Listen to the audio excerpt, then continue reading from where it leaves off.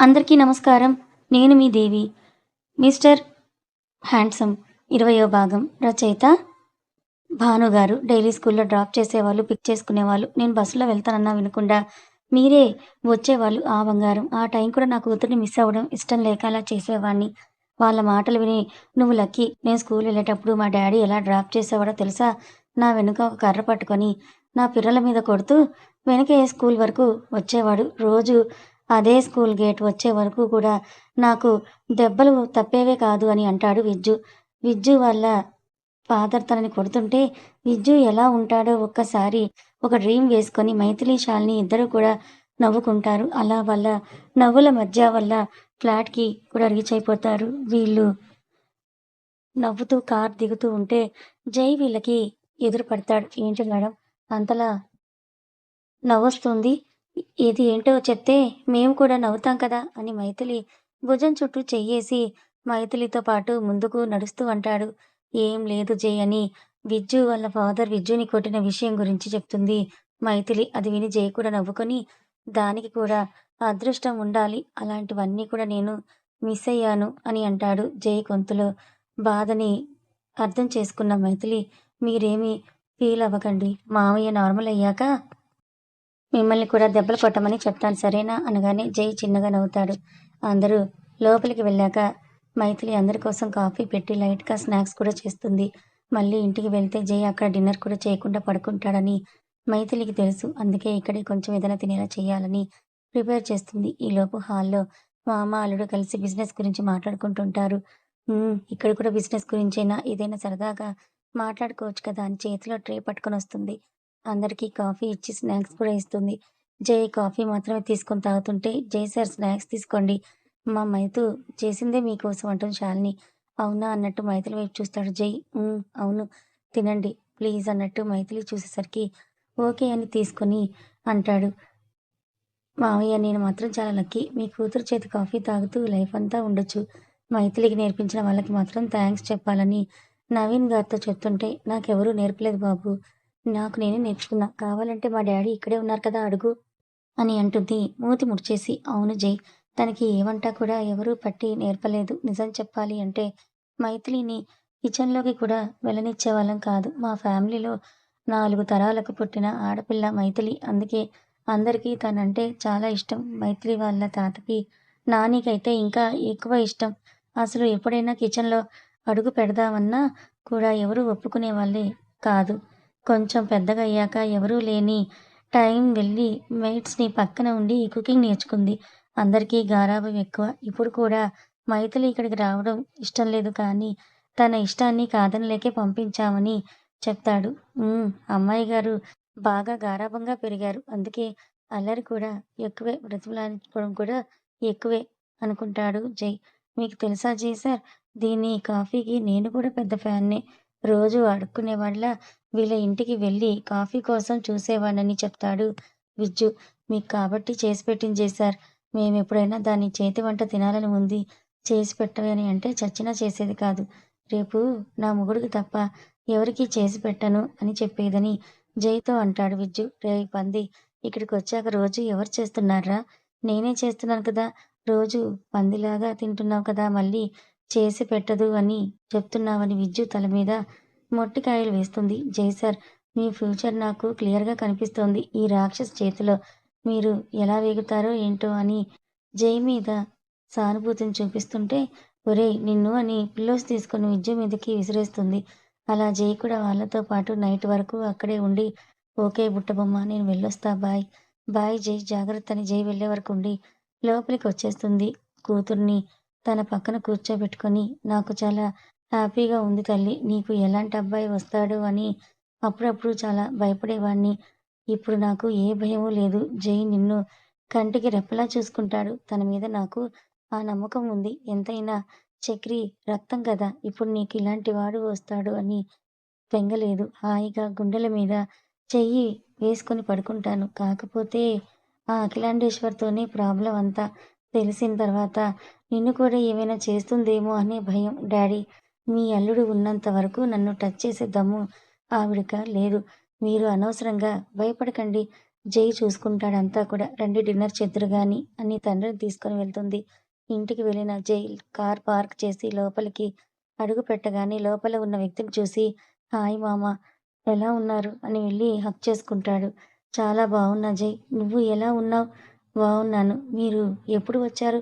చాలా సేపయిందా వచ్చి? అని ఆయన పక్కనే సోఫాలో కూర్చుంటూ అడుగుతాడు. ఇందాకే వచ్చాను జై అంటూ భర్తకి కాఫీ ఇస్తూ చెప్తుంది అఖిలాండేశ్వరి. ఆవిడ ఇచ్చిన కాఫీ తాగుతా ఏంటి జై తను మీ అత్తేనా? నాకు డౌటే. లేకపోతే నవ్వుతూ నేను రాగానే మాట్లాడటం ఏంటి? అడగకుండా నాకు కాఫీ తెచ్చివ్వడం ఏంటి? ఇదైతే 8వ వింతే అని నవ్వుతూ భార్య ఇచ్చిన కాఫీ తాగుతూ అంటాడు. ఊరుకోండి. నాకు పల్లెటూరులో ఉండడం ఇష్టం లేదు అంతే కానీ మీరంటే ఇష్టం లేదా ఏంటి? జైకి ఇక్కడ తోడుగా ఉన్నట్లు అవుతుందని ఇక్కడ ఉన్నాను. మీరుండండి అంటే మీరు వెళ్ళారు. దానికి నేనేం చెయ్యాలి చెప్పండి? మీరంటే ఎంత ఇష్టమో నాకే తెలుసు అని చెప్తూ ఉంటే కాఫీ తాగుతున్న ఆయనకి పొలమారుతుంది. అవునవును. నిజమే. చూస్తున్నాను కదా నీ ప్రేమ అని అంటాడు ఆయన కూడా. ఈయన మాటల్లోనే అర్థమవుతుంది ఎంత వెటకారంగా అన్నాడో. కానీ తప్పదు నటించాలి అనుకొని మీరు వెళ్ళి ఫ్రెష్ అవ్వండి. నేను భోజనం ప్రిపేర్ చేస్తానని వెళ్తుంది. తను వెళ్ళగానే ఏంటి జై నన్ను రమ్మని చెప్పావు ఏదైనా ఇంపార్టెంట్ విషయమా? ఆ మామ అవును. మీరు డిన్నర్ చేసిన తర్వాత మాట్లాడుకుందాం. మీతో ఒక విషయం చెప్పాలి. నేను కూడా ఫ్రెష్ అవ్వాలని అంటూ జై తన రూమ్‌కి వెళ్ళి ఫ్రెష్ అవుతాడు. కాసేపటికి అందరూ డైనింగ్ దగ్గర ఉంటారు. అఖిలాండేశ్వర్ అందరికీ సర్వ్ చేస్తుంది. స్వీటీ కూడా వాళ్ళ నాన్న పక్కనే కూర్చొని నవ్వుతూ మాట్లాడుతుంది. వాళ్ళ బిహేవియర్ అంతా జై ఊరకంట గమనిస్తూనే ఉంటాడు. డిన్నర్ తర్వాత చెప్పు జై ఏదో మాట్లాడాలి అన్నావు. ఆ మామ స్వీటీకి పెళ్లి చేద్దాం. దాని గురించే మాట్లాడదాం అని రమ్మని చెప్పాను. ఓ అవునా? ఎవరినైనా అబ్బాయిని చూసావా? నేను చూడ్డం కాదు మామ. నీ కూతురే స్పెషల్‌గా చేసుకుంది అంటాడు. ఓ అవునా? అని స్వీటీ వైపే చూస్తాడు. ఆ మామ చెప్పు స్వీటీ సైలెంట్‌గా కూర్చుంటే ఎలా? మీ డ్యాడీకి చెప్పడానికి మొహమాటం ఎందుకు? అంటాడు జై. ఏమైంది జై? అని సీరియస్‌గా అడుగుతాడు. స్వీటీ చేసింది మొత్తం ఆయనకి చెప్పగానే స్వీటీ చెంప భళ్ళున పలుకుతుంది ఆయన చేతిలో. ఆయన కొట్టిన దెబ్బకి స్వీటీకి బైర్లు కమ్మాయి. కళ్ళు తిరుగుతుంటే తల పట్టుకొని కూర్చుంది. ఇంకో దెబ్బ కొట్టబోతుంటే మామ ఆగు తనని కొట్టినా కూడా వేస్టే. జరగాల్సింది ఎప్పుడో జరిగిపోయింది. నన్ను ఆపకు జై. అసలు దీన్ని కాదు నిన్ను కొట్టాలని అఖిలాండేశ్వరి వైపు కోపంగా చూస్తుంటే నా మీద పడతారేంటి? నేనేమైనా అలా చేయమని చెప్పానా? నాకు మాత్రం ఇది ఇలా చేయడం నచ్చిందని అనుకున్నారా? నేను జైకి ఇచ్చి పెళ్లి చేయాలనే కదా అనుకున్నా అని చెప్పగానే మా అమ్మ ఆవేశపడకు. ఇప్పుడేం చేయలేం. రేపొక్కసారి వాళ్ళ ఇంటికి వెళ్ళి మాట్లాడరండి. అందుకే మిమ్మల్ని రమ్మని చెప్పాను. మీరు కూడా ఒక్కసారి అబ్బాయిని చూసినట్టుంటుంది. నువ్వు చూసావు కదా జై! నువ్వు చూసాక వంకపెట్టడానికి ఏముంటుంది? నువ్వు చెప్పినట్టు రేపు వెళ్లి మాట్లాడేసొద్దాం. ఎంత తొందరగా వీలైతే అంత తొందరగా దీనికి పెళ్లి చేస్తే నాకు దరిద్రం వదిలిపోతుంది. లేకపోతే ఇంకా ఎన్ని దరిద్రాలు వెలగబెడుతుందో అని కోపంగా చెప్పేసి అఖిలాండేశ్వరి వైపు విసుగ్గా చూసి లోపలికి వెళ్తాడు. జై కూడా లోపలికి వెళ్ళిపోతాడు. స్వీటీ పైకి లేచి మమ్మీ ఇప్పుడేం చేద్దాం? రేపు డాడీ శ్రీకర్ వాళ్ళ ఇంటికి వెళ్దామని చెప్తున్నాడు. ఏదో ఒకటి చేయొచ్చు కదా! ఏం చేయాలి స్వీటీ? మీ డాడీ నువ్వనుకునేంత కూల్ కాదు. ఒక్కసారి చెప్పాడంటే ఖచ్చితంగా అది జరిగి తీరాల్సిందే. ఇప్పుడెవరు చెప్పినా ఆయన వినరు. మన చేతిలో ఏం లేదు చూద్దాం. అక్కడికి వెళ్ళాక ఏమైనా ఛాన్స్ ఉందేమో. నువ్వేం చేయలేవు మమ్మీ. అయినా ఇదంతా నేను చేసుకున్నదే కదా! అని కోపంతో కాళ్ళు నేలకేసి కొడుతూ లోపలికి వెళ్ళిపోతుంది. ఉదయం లేచి తన వర్కౌట్స్ ఫినిష్ చేసుకొని రూమ్‌కి వచ్చిన జై ఫోన్ చూసేసరికి మైథిలి నుంచి గుడ్ మార్నింగ్ అని మెసేజ్ వస్తుంది. అది చూసి నవ్వుకొని మైథిలికి కాల్ చేస్తాడు.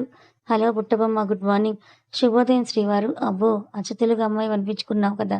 అదేదో నేరుగా చెప్తే చాలా బావుంటుంది. ఆ రోజు ఎప్పుడొస్తుందో నీ మొహం చూసి కళ్ళు తెరిచే భాగ్యం ఎప్పుడు వస్తుందో అంటాడు. తొందరగానే వస్తుంది. కొంచెం వెయిట్ చేయాలి బాబు. ఏం చేస్తున్నావు బుట్టబొమ్మ? ఇప్పుడే లేచి బ్రష్ చేశాను. స్నానం చెయ్యాలి. అవునా? అని సాగదీస్తూ బుట్టబొమ్మ నేను వచ్చి హెల్ప్ చేయనా? అంటాడు. దేనికి బాబు? అదే స్నానం చేయడానికి అని జై అనేసరికి అక్కడ మైథిలి బుగ్గలు సిగ్గుతో ఎర్రగా అవుతాయి. ఏం వద్దు. తమరి హెల్ప్ తమ దగ్గరే పెట్టుకోండి. నా స్నానం నేను చేసుకోగలనని సిగ్గుని దాస్తూ చెప్తుంది. నీకు మనసే లేదు బాబు. నేనెంత మంచిగా నీకు హెల్ప్ చేస్తా అంటే నువ్వేమో వద్దంటున్నావు. మంచికి రోజులు లేవు అని అంటాడు. చాలు బాబు చాలు. నేను నా స్నానం చేసుకుంటాను. మీరు వెళ్ళి మీ స్నానం చేసుకోండి. నేను మళ్ళీ కాల్ చేస్తానని చెప్పి కాల్ కట్ చేస్తుంది. రాక్షసి! ఒక్కసారి ఇవన్నీ కూడా క్లియర్ అయిపోతే చాలురా. నీతోనే టైం స్పెండ్ చేస్తాను. నిన్నొక్క నిమిషం కూడా వదలను అనుకుని రెడీ అవ్వడానికి వెళ్తాడు. జై కిందకి వెళ్ళగానే రా జై నీకోసమే చూస్తున్నా. రెడీ రెడీ అయ్యావా? వెళ్దామా? వెళ్దాం. అత్త రాలేదు కదా ఇంకా. వస్తుంది. కాకపోతే కాలు విరగ్గొట్టైనా తీసుకెళ్దాం. అసలు స్వీటీని ఇక్కడుంచే తప్పు చేశాను జై. నా దగ్గరే పెంచుతానంటే ఆ పల్లెటూరులో పెరగాలా అని మీ అత్త గొడవ చేసింది. లేకపోతే నేను స్వీటీని అక్కడికే తీసుకెళ్ళేవాణ్ణి. నా దగ్గర ఉంటే స్వీటీ ఇలా తయారయ్యేదే కాదు. మా అమ్మ ఇప్పుడు అవన్నీ అనుకున్నా వేస్ట్. మన చేతిలో ఇప్పుడున్నది మాత్రమే మనం చేయగలం.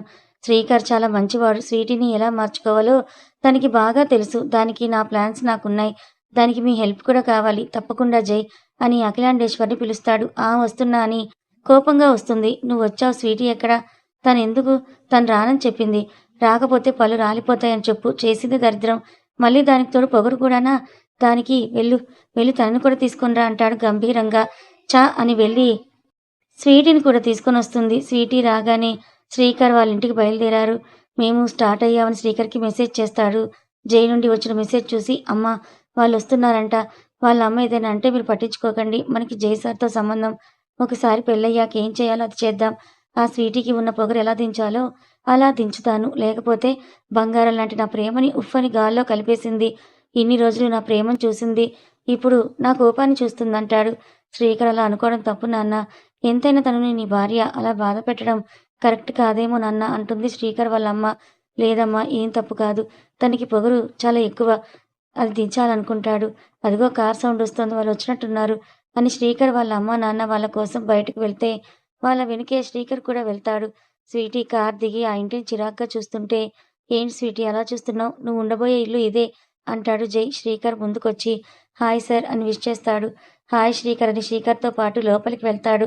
శ్రీకర్ వాళ్ళ అమ్మా, నాన్న భయపడుతూనే అఖిలాండేశ్వరిని పలకరిస్తారు. అయినా తనకి ఏం పట్టనట్టు మొహం తిప్పేస్తుంది. భార్య వైపు అసహనంగా చూసి స్వీటీ వాళ్ళ నాన్న వాళ్ళని పలకరించి శ్రీకర్ వైపు చూసి అబ్బాయి బాగున్నాడు అనుకుని వెళ్ళి కూర్చుంటాడు.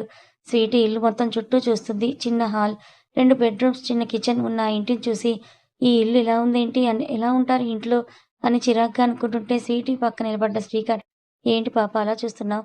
నువ్వు జీవితం మొత్తం ఉండాల్సిన ఇల్లు ఇదే. బాగా చూసుకో అని అంటాడు. ఇదేమైనా మైసూర్ ప్యాలెస్ అనుకున్నావా చూసుకోవడానికి? అని శ్రీకర్ వైపు కోపంగా చూస్తుంది. నువ్వు ఉండాల్సింది ఇదే ప్యాలెస్ అని చెప్తున్నా బంగారం అని స్వీటీ చేతిని గట్టిగా ప్రెస్ చేస్తూ చెప్తాడు. ఉస్ అని నొప్పితో చెయ్యి చూసుకొని ఏంటి ఇలా ప్రెస్ చేశావు? ఎంత నొప్పిగా ఉందో తెలుసా? ఇదేముంది ముందుంది ముసళ్ళ పండగ. నీకు దీనికే నొప్పిగా ఉంటే నువ్వు నా గుండెని ముక్కలు చేశావు. నాకెంత నొప్పిగా ఉండాలి చెప్పు అని కోపంగా చెప్పి వాళ్ళ నాన్న పక్కనే కూర్చుంటాడు. వాళ్ళకి కాఫీ ఇస్తే తాగేసి మా అమ్మాయి వల్ల తప్పు జరిగింది. దానికి ఎంత క్షమాపణలు అడిగినా కూడా సరిపోదు. దయచేసి మమ్మల్ని క్షమించండి. మా అమ్మాయితో మీ అబ్బాయి పెళ్లి చేద్దామని మంచి మనసుతో అన్నారు. చాలా సంతోషం. మంచి ముహూర్తం చూసి పెళ్లి చేద్దాం. మీరేమైనా అడగాలనుకుంటే అడగండి. నేను పెట్టుకోగలిగినంత పెట్టుకుంటానని స్వీటీ వాళ్ళ నాన్న చెప్పగానే, అయ్యో! మాకేం పెట్టాల్సిన పని లేదండి. మీరు పెద్దవాళ్ళు. మీరు మీ అమ్మాయిని మా ఇంటికి కోడలు చేయడమే చాలా గొప్ప విషయం. మాకేం పెట్టకండి. పెళ్లి మాత్రం మీరే చేయండి. మేము కూడా చేసుకోగలం కానీ, మీ తాహతుకు మేము సరిపోం. మీ వాళ్ళ ముందు మీరు తక్కువ అవ్వకూడదు. అందుకే మిమ్మల్నే పెళ్లి చేయమని చెప్తున్నా. తప్పకుండా నేనే నా కూతురు పెళ్లి చేస్తాను. నాకున్నది ఒకగానొక కూతురు.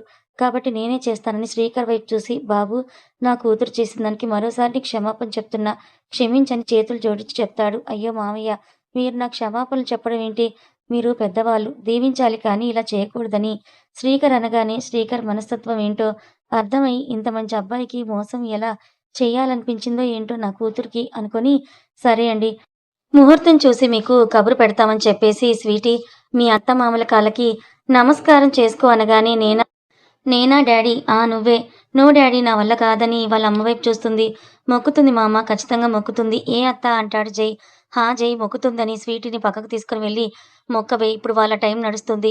ఈ జై ముందు మంచిగా ఉంటేనే మనకి ముందు ముందు పనులవుతాయి. లేకపోతే రోడ్డు మీద పడిపోతామని కూతురికి చెప్పి ఇష్టం లేకపోయినా వాళ్ళ కాళ్ళకి మొక్కిస్తుంది.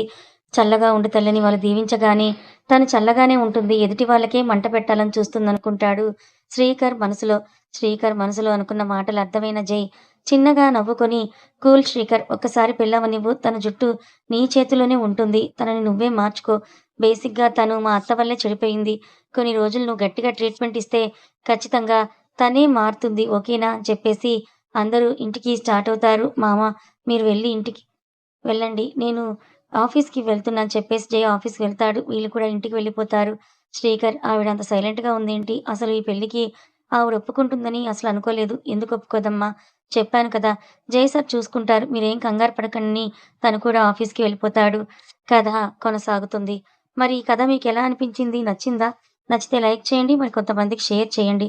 ఇలాంటి మరిన్ని మంచి కథల కోసం మన ఛానల్‌ని సబ్స్క్రైబ్ చేసుకోండి. Thank you so much.